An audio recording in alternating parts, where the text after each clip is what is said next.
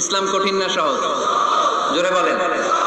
ইউরিদুল্লাহু বিকুমুল ইউসরা ওয়ালা ইউরিদু বিকুমুল উসর। আল্লাহ তোমাদের জন্য সহজ চায়, কঠিন চায় না। ওমা জাআলা আলাইকুম ফিদ-দীনি মিন হারাজ। আমাদের দ্বীনে, ইসলাম ধর্মে কোনো কাঠিন্যতা নাই ভাই।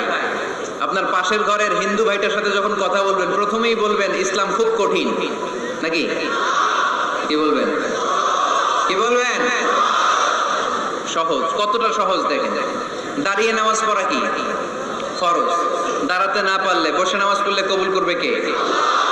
ওযু করে নামাজ পড়া কি ফরজ। পানি নাই, তায়াম্মুম করলে কবুল করবে কে?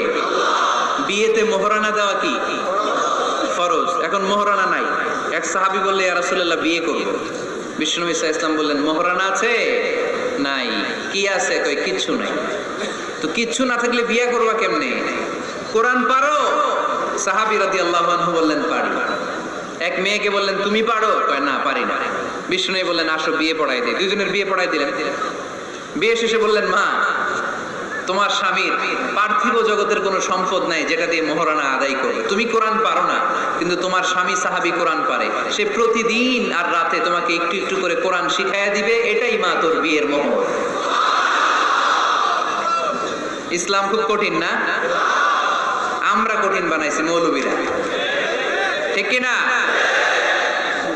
কেউ যদি ইসলামকে কঠিন ভাবে আপনার কাছে উপস্থাপন করে বাঘের বাচ্চার মতো দাঁড়িয়ে বলবেন লা ইউকাল্লিফুল্লাহু নাফসান ইল্লা উসআহা, আল্লাহ সাধ্যের বাইরে কারো উপর কোনো নিয়ম চাপায় দেয় না, যেরকম, ঠিক কিনা? আপনি যদি আল্লাহকে ভালোবাসেন তাহলে একটি লাইক এবং সাবস্ক্রাইব করে দিন, আর ভালো না বাসলে কোনোটাই করার দরকার নাই।